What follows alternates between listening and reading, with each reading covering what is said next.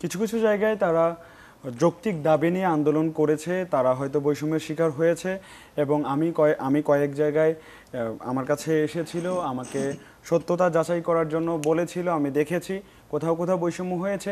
কিন্তু আমরা একটা সংকটকালীন সময় পার করছি, ক্রান্তিকালীন সময় পার করছি। এই সময় কোনো গোষ্ঠী যদি নতুন করে আন্দোলনের ডাক দেয়, নতুন দাবি উত্থাপন করে, তাহলে আমরা একটা ক্রান্তিকালীন সময়ে যে সমস্যাগুলো ফেস করছি, যদি নতুন করে আবার আমরা দাবি উত্থাপন করি, একটা সরকারের পক্ষে এত দ্রুত সময়ের মধ্যে সব কিছুতে মনোনিবেশ করা সম্ভব হচ্ছে না। এটা বাস্তবতা, এটা মেনে নিতে হবে। অবশ্যই আমাদের সমস্যাগুলো সমাধানের জন্য আমাদের এই সরকারকে সময় দিতে হবে।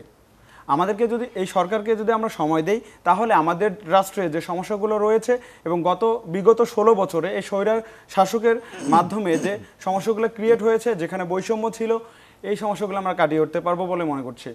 এছাড়াও আপনারা হয়তো লক্ষ্য করেছেন, আমরা বিভিন্নভাবে যারা আমাদের সরকারকে প্রশ্নবিদ্ধ করার চেষ্টা করেছে, আমরা তাদেরকে বুঝিয়েছি, সচেতনতা বাড়ানোর চেষ্টা করেছি এবং তাদেরকে আহ্বান করেছি আমাদের এই সরকারকে সময় দিন এবং আসুন আমরা সবাই মিলে একটা সুন্দর বাংলাদেশ বিনির্মাণে ঐক্যবদ্ধ হয়ে কাজ করি। অবশ্যই বাংলাদেশের মানুষকে ধৈর্যের পরীক্ষা দিতে হবে।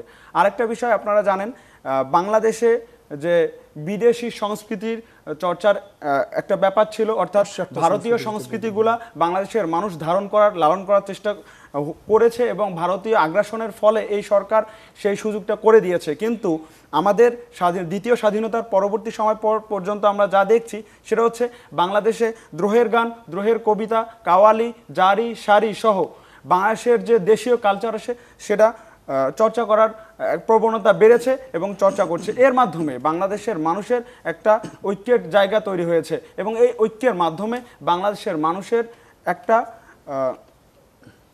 মেলবন্ধন তৈরি হবে। এই মেলবন্ধনের মাধ্যমে আমরা বাংলাদেশকে একটা সুন্দর রাষ্ট্র হিসেবে প্রতিষ্ঠা করতে পারবো এবং যেখানে যে সমস্যাগুলো রয়েছে আমরা এই ঐক্যতা ধরে রেখে আমরা এই সমস্যাগুলো মোকাবেলায় এই সরকারকে সহযোগিতা করব।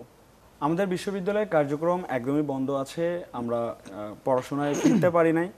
এক্ষেত্রে আমরা সারা বাংলাদেশের সকল শিক্ষা প্রতিষ্ঠান, বিশ্ববিদ্যালয় সহ অচলাবস্থা বিরাজমান ছিল এবং বিভিন্ন জায়গায় বিভিন্ন শিক্ষা প্রতিষ্ঠানের ভিসিরা পদত্যাগ করেছেন এবং যেহেতু বাংলাদেশে ম্যাক্সিমাম শিক্ষা প্রতিষ্ঠান, অধিকাংশ শিক্ষা প্রতিষ্ঠান থেকে ভিসি পদত্যাগ করেছেন, এই সরকারের পক্ষে খুব দ্রুত সময়ের মধ্যে নিরপেক্ষ শিক্ষার্থী বান্ধব গবেষণা বান্ধব ভিসি নিয়োগ করার খুব কষ্টকর হয়ে গেছে এবং তারা শিক্ষকদের ব্যাকগ্রাউন্ড যাচাই করে তাদের গবেষণা সহ শিক্ষার্থীদের সাথে তাদের যে মেলামেশা এবং তারা শিক্ষার্থীদের জন্য কিভাবে কাজ করতে পারবে এবং বিশ্ববিদ্যালয়ের উন্নয়ন সাধনে তাদের যে একাগ্রতা, সব কিছু বিবেচনায় আমাদের সরকারের একটু সময় লাগছে।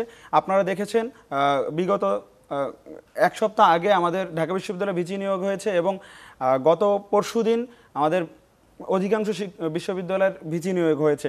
আমরা আশা করছি খুব দ্রুত সময়ের মধ্যে আমাদের বিশ্ববিদ্যালয়গুলোতে যে অচল অবস্থা রয়েছে সেটা সচল হবে এবং আমরা বিশ্বাস করি এই সরকার খুব দ্রুত সময়ের মধ্যে আমাদের চট্টগ্রাম বিশ্ববিদ্যালয়ের ভিসি নিয়োগ দেবেন এবং আমাদের এই ভিসি নিয়োগের মাধ্যমে আমরা যে বিশ্ববিদ্যালয়ের শিক্ষার্থী হিসেবে আমাদের পড়াশোনায় ফিরে যাওয়া উচিত, আমরা খুব দ্রুত সময়ের মধ্যে আমাদের পড়াশোনায় ফিরে যাব।